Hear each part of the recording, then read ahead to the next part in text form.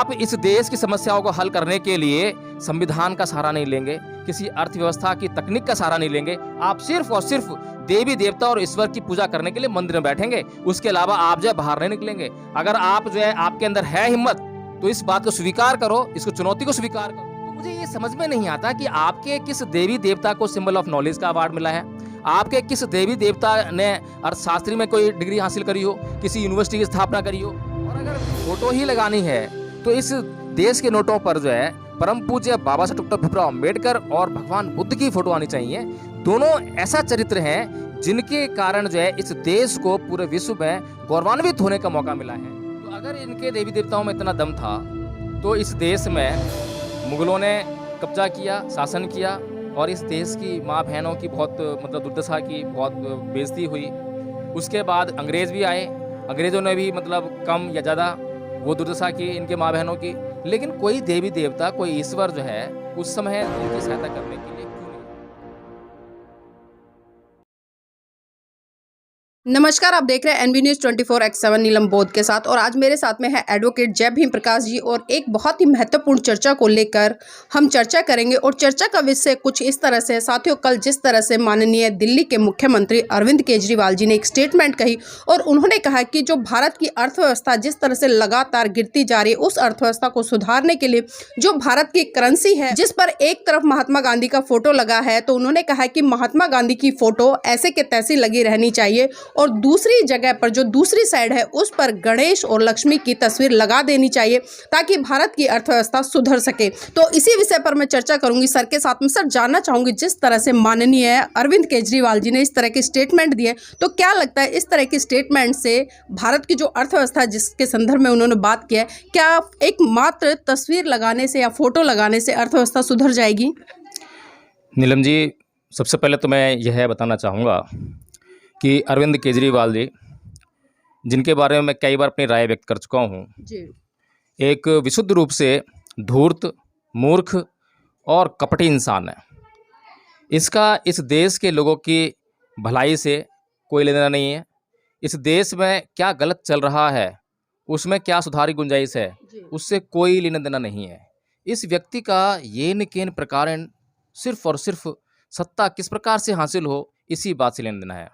अभी जो ये बात अरविंद केजरीवाल जी ने हमसे कही है, अभी गुजरात में चुनाव चल रहे हैं और गुजरात में जिस तरह से भारतीय जनता पार्टी ने 22 प्रतिज्ञाओं को लेकर राजेंद्र गौतम जी को घेरा और उनको एक मुद्दा बनाया और पूरे गुजरात में पोस्टर लगा दिए, जिसमें कि केजरीवाल को एक मुसलमान के रूप में प्रस्तुत किया गया कि ये जो है मुसलमानों का फेवर करता है, क्योंकि ये जो इनका मंत्री है 22 प्रतिज्ञाएँ ले रहा है। अगर वह 22 प्रतिज्ञाओं में हिंदू ईश्वर और देवी देवताओं का विरोध कर रहा है तो इसका मतलब ये है कि वो मुसलमानों का समर्थन कर रहा है। इस तरह का कुछ सीन जो है भारतीय जनता पार्टी, जो कि पहले से ही धूर्त और कपटी पार्टी है, उसने गुजरात के लोगों को ये दिखाने का प्रयास किया।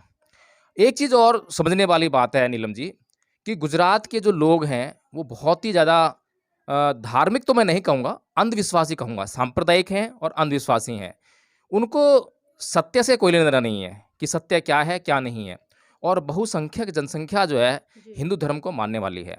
इस बात को मद्देनजर रखते हुए केजरीवाल जी ने ये शगुफा गुजरात की जनता के बीच फेंक दिया है कि नोट के ऊपर जो है एक तरफ जहां गांधी जी की तस्वीर है तो दूसरी तरफ जो है लक्ष्मी और गणेश की तस्वीर आनी चाहिए, जिससे कि इस देश के लोगों को गणेश और लक्ष्मी जी का आशीर्वाद भी मिलता रहे। अब ये एक ऐसी स्थिति क्रिएट कर दी है इस मूर्ख और धूर्त आदमी ने कि अब अगर भारतीय जनता पार्टी नोट पर किसी भी प्रकार से यदि वहाँ पर लक्ष्मी और गणेश की फ़ोटो नहीं लेके आती है या इस तरह की कोई घोषणा नहीं करती है, क्योंकि सरकार में केंद्र सरकार बीजेपी है और उसके पास ये अधिकार है कि इस पर वो निर्णय ले सकती है। अगर वो नहीं करती है तो सीधे सीधे जो है गुजरात की जनता को केजरीवाल जी ये दिखाने का काम करेंगे, देखिए भारतीय जनता पार्टी कहती कुछ और है और करती कुछ और है। हाँ, ये हिंदू विरोधी इसकी मानसिकता है, दिखाने के लिए ये हिंदू समर्थक है लेकिन हिंदू विरोधी इसकी मानसिकता है। इस तरह की मानसिकता को लेकर ये जो केजरीवाल जी हैं और एक तरफ मोदी जी हैं, दोनों के दोनों जो है हिंदुत्व का मुद्दा लेकर जो है गुजरात में चुनाव लड़ने का प्रयास कर रहे हैं। गुजरात के असली मुद्दे क्या हैं? देश के असली मुद्दे क्या हैं, देश इस वक्त जो है किन समस्याओं से जूझ रहा है, देश की अर्थव्यवस्था किन समस्याओं से जूझ रही है, इस बात से इन दोनों को ही कोई लेना देना नहीं है। तो विशुद्ध रूप से यह जो मुद्दा है ये राजनीतिक मुद्दा है। इसमें किसी भी प्रकार से जो है किसी भी प्रकार की कोई धार्मिकता नहीं है, देश का भला करने वाली कोई सोच नहीं है। लेकिन सर कहीं ना कहीं सवाल उठते हैं, क्योंकि जिस तरह से माननीय अरविंद केजरीवाल जी ने कहा है, तो हम ये भी देखते हैं कि जिस तरह से आज़ादी के बाद की मैं बात करूँ तो बहुत ज़्यादा यहाँ पर जो देवी देवता उनको स्थापित करने का काम किया गया है। तो क्या उन देवी देवताओं का जो हाथ कहूँ या सहयोग करूँ भारत की अर्थव्यवस्था को सुधारने में अब तक क्यों नहीं रहा?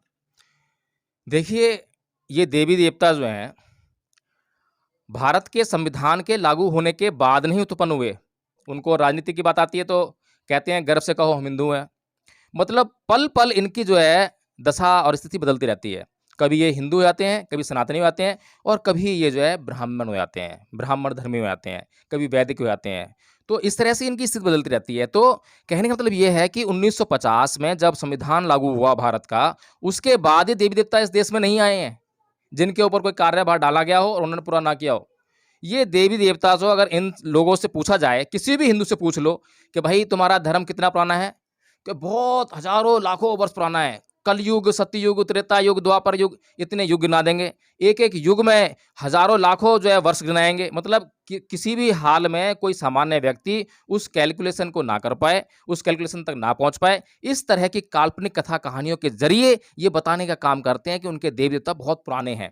अब इतने पुराने टाइम से इनके जो है देवी देवता इस देश में निवास कर रहे थे और इनकी सहायता करते हैं। और केजरीवाल जैसा आधिकारिक व्यक्ति जो कि दिल्ली का मुख्यमंत्री है और इस देश में एक ऐसी पार्टी का संयोजक है जिसने कि पंजाब में भी सरकार बनाई है, 2-2 राज्य में सरकार है उसकी, वो इस तरह की टिप्पणी करता है कि देश की अर्थव्यवस्था जो है खतरे में है, नुकसान में चल रही है। जबकि सर खुद इनकम टैक्स कमिश्नर रहे हैं। खुद इनकम टैक्स कमिश्नर रहे हैं, खुद अर्थव्यवस्था को अच्छी तरह समझते होंगे, जब भी उनको आईआरएस बनाया गया होगा, जहां तक मैं समझता हूं। तो उस व्यक्ति ने ये बात किस आधार पर कह दी? तो अगर इनके देवी देवताओं में इतना दम था तो इस देश में मुगलों ने कब्जा किया, शासन किया और इस देश की माँ बहनों की बहुत मतलब दुर्दशा की, बहुत बेइज्जती हुई। उसके बाद अंग्रेज़ भी आए, अंग्रेज़ों ने भी मतलब कम या ज़्यादा वो दुर्दशा की इनके माँ बहनों की। लेकिन कोई देवी देवता, कोई ईश्वर जो है उस समय इनकी सहायता करने के लिए क्यों नहीं आया? जब 1950 में परम पूज्य बाबा साहब डॉक्टर भीमराव अम्बेडकर ने इस देश का संविधान बना दिया और उसे लागू भी करवा दिया और उसके अंतर्गत ऐसी ऐसी व्यवस्थाएं दी कि जिस पर चलकर इस देश का विकास हो सकता है, इस देश के लोगों का कल्याण हो सकता है, इस देश की जो तमाम समस्याएं हैं उनसे इस देश के लोगों को निजात मिल सकती है, उस पर कार्य न करके अब अरविंद केजरीवाल जी देवी देवताओं की शरण में जा रहे हैं। सबसे पहले ये बताएं तो सही कि ये देवी देवता जो है किस तरह से काम करते हैं। ये सिर्फ मात्र ऐसा कह देने से कि फोटो आ जाए, वहां पर आशीर्वाद मिल जाए, आशीर्वाद जो है आज तक किसको मिला है और आशीर्वाद ने किस तरह से काम किया है, आज तक कोई काम हुआ भी है या नहीं हुआ है, आपके देवी देवताओं के पास जो है ऐसी कौन सी क्वालिटी है, ऐसा कौन सा मंत्र है, आज तक कोई एक आध काम तो करके बताएं। हम आपको इस बात की इजाज़त देने के लिए तैयार हैं। हम खुद चाहते हैं कि इस देश में जितनी भी समस्याएं हैं, जो भी समस्याओं से देश के लोग जूझ रहे हैं, वो समस्याएं हमारी समाप्त हो जाएं। हम आपको जो है देश का प्रधानमंत्री बनाए जाते हैं 5 साल के लिए। आप जो देवी देवता को पुजवाना चाहें, पूरा देश मिलकर पूजाएगा। आप जो है 1 दिन पुजवाएं, 1 हफ्ते पुजवाएं, 1 साल पुजवाएं, हम पूजेंगे। लेकिन उसके बाद क्या? आपके साथ में फिर क्या व्यवहार किया जाना चाहिए अगर इस देश के लोगों की समस्याएं हल नहीं होती हैं? और एक बात ध्यान रखें कि आप इस देश की समस्याओं को हल करने के लिए संविधान का सहारा नहीं लेंगे, किसी अर्थव्यवस्था की तकनीक का सहारा नहीं लेंगे। आप सिर्फ और सिर्फ देवी देवता और ईश्वर की पूजा करने के लिए मंदिर में बैठेंगे, उसके अलावा आप जो है बाहर नहीं निकलेंगे। अगर आप जो है आपके अंदर है हिम्मत तो इस बात को स्वीकार करो, इसको चुनौती को स्वीकार करो और करके दिखाओ ये जो है। और अगर नहीं है तो ये सब बेकार की बातें करके जो है इस देश के लोगों को बेवकूफ ना बनाएं। सर जिस तरह से आपने देश की अर्थव्यवस्था की बात करी, तो एक सवाल यहाँ पर बहुत बड़ा मेरे मन में कौन रहा है, मैं जानना चाहूंगी। क्योंकि देखिए, अगर मैं इस देश के संविधान रचयिता डॉक्टर भीमराव अम्बेडकर जी की बात करूँ तो भारत की अर्थव्यवस्था और खासकर जो भारतीय रिजर्व बैंक है उसकी स्थापना में और इस देश की अर्थव्यवस्था को सुधारने में उनका बहुत बड़ा योगदान रहा है। मैं तस्वीरों पर नहीं जाती, लेकिन एक मानने वाली जो बात है कि तस्वीरें ही लगानी है, तो परम पूज्य बाबा साहब डॉक्टर भीमराव अम्बेडकर की क्यों नहीं? बहुत अच्छा सवाल किया नीलम जी। हमें सबसे पहले तो ये निश्चित करना चाहिए, इस बात को जानना चाहिए कि जो हम तस्वीर घरों में टांगते हैं, या किसी की मूर्ति लगाते हैं तो उसका महत्व क्या है, कोई महत्व है या नहीं है। तो नीलम जी, इन तस्वीरों का और इन मूर्तियों का बहुत बड़ा महत्व है। इन तस्वीरों से और मूर्तियों से हमें एक तो प्रेरणा मिलती है, दूसरा जैसे ही हमारे सामने कोई तस्वीर आती है तो उसका जो चरित्र चित्रण है वो हमारी आंखों के सामने तैरने लगता है, बनने लगता है कि वो आदमी का व्यक्तित्व क्या था, किस फील्ड में था, या फिर उसके बारे में जानकारी लेने का जो है हम प्रयास करते हैं। और अगर भगवान बुद्ध और परम पूज्य बाबा साहब डॉक्टर भीमराव अंबेडकर के चित्र और मूर्तियां इस देश के लोगों के घरों में, उनकी दीवारों पर, उनके घरों में, उनके मोहल्लों में अगर लगेंगी तो निश्चित तौर पर इस देश के लोग जो हैं उस दिशा में बढ़ेंगे जिस दिशा में परम पूज्य बाबा साहब डॉक्टर भीमराव अंबेडकर इस देश के लोगों को ले जाना चाहते थे। अब नीलम जी, परम पूज्य बाबा साहब डॉक्टर भीमराव अंबेडकर ने इस देश को भारतीय रिजर्व बैंक की व्यवस्था दी, जिस रिजर्व बैंक की व्यवस्था के तहत आज देश में ऐसी सुदृढ़ आर्थिक अर्थव्यवस्था है जिससे कि आज तक जो है कितनी भी बड़ी मार जो है मंदी की इस दुनिया ने झेली हो, लेकिन भारत जो है हर तरह की मंदी की मार से जो है बाहर निकल आया, उसमें हर बार जो है अपने आप को बचाने में सफल रहा। लेकिन आज हम देख रहे हैं कि जो इस वक्त मनुवादी सरकार केंद्र में स्थापित है, उसकी नीतियों के कारण और पूंजीपतियों का सहयोग करने के कारण, पूंजीपतियों को खुली इस देश को लूटने के लिए खुली छूट देने के कारण जो है आज इस देश की अर्थव्यवस्था जो है तहस नहस होने के कगार पर है। अरविंद केजरीवाल जी उस दिशा में बात ना करके इस दिशा में बात कर रहे हैं, देश के लोगों को अंधविश्वास की ओर धकेलने का काम कर रहे हैं। और अगर फोटो ही लगानी है तो इस देश के नोटों पर जो है परम पूज्य बाबा साहब डॉक्टर भीमराव अंबेडकर और भगवान बुद्ध की फोटो आनी चाहिए। दोनों ऐसा चरित्र हैं जिनके कारण जो है इस देश को पूरे विश्व में गौरवान्वित होने का मौका मिला है। एक तरफ परम पूज्य बाबा साहब डॉक्टर भीमराव अंबेडकर हैं जिसको कोलंबिया यूनिवर्सिटी जो कि अमेरिका की है, अब जब अपने 100 साल के इतिहास को खंगालती है, उसका सर्वे करवाती है तो उसमें से 100 लोगों की सूची बनाती है जो उस विश्वविद्यालय से पढ़कर गए थे। उसमें बहुत सारे लोग ऐसे थे जो किसी न किसी देश के प्रधानमंत्री बने, राष्ट्रपति बने, जो किसी ने नोबेल पुरस्कार जीता, तो कोई बहुत बड़ा अर्थशास्त्री बना। और इतने बड़े बड़े लोगों के बीच में जब प्रथम स्थान की घोषणा हुई, अगर प्रथम स्थान मिला तो परम पूज्य बाबा साहब डॉक्टर अम्बेडकर को मिला।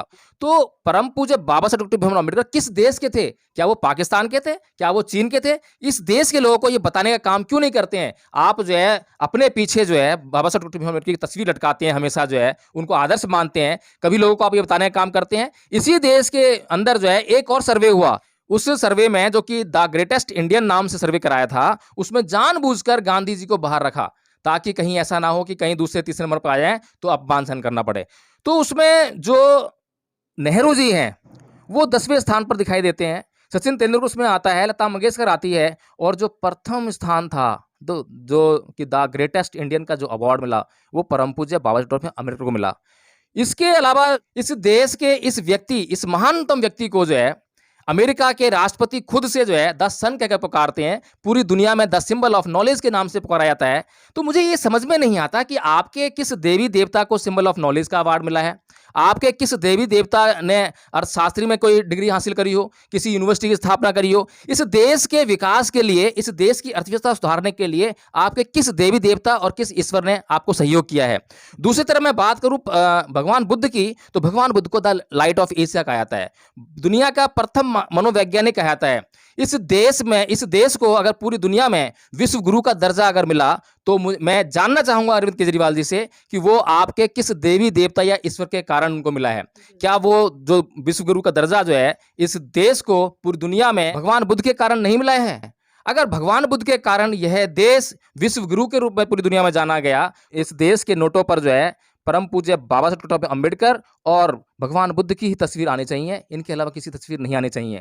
इन बातों का जवाब जो है केजरीवाल जी को देना चाहिए। बहुत बहुत धन्यवाद सर आज की इस चर्चा में जुड़ने के लिए। तो साथियों, आपने आज की इस चर्चा में बहुत सारी चीज़ें सुनी हुई है, लेकिन हम सवाल आप पर ही छोड़ के जाते हैं। आप खुद इन सवालों के जवाब तलाश कीजिएगा कि जो माननीय अरविंद केजरीवाल जी कह रहे हैं उस बात में कितनी सत्यता है और उस बात में कितना तार्किक दृष्टिकोण रखते हुए उन्होंने इस देश की अर्थव्यवस्था को सुधारने के लिए जो एक मुहिम छेड़ी है उसको आप किस तरह से देखते हैं। और मैं तो अपने आकलन से सिर्फ इतना ही कहना चाहूँगी, क्योंकि ये राजनीतिक स्टंट है और गुजरात में जिस तरह से हिंदू मुस्लिम का जो एक तांडव मचा हुआ है, उससे कहीं ना कहीं अरविंद केजरीवाल जी निजात पाना चाहते हैं। क्योंकि जिस तरह से पिछले दिनों में 22 प्रतिज्ञाओं को लेकर राजेंद्र पाल गौतम जी को टारगेट किया गया और जो अरविंद केजरीवाल है उसको हिंदुत्व का विरोधी बताया गया, तो वही पलटवार करते हुए अरविंद केजरीवाल जी ने भारतीय जनता पार्टी पर सवाल खड़े कर दिए कि क्या वो देखना होगा कि जो भारत की करेंसी है उस पर गणेश जी और लक्ष्मी की तस्वीर स्थापित कर पाएगी, या फिर वो कामयाब होंगे कि जो भारतीय जनता पार्टी है वो हिंदू विरोधी पार्टी है।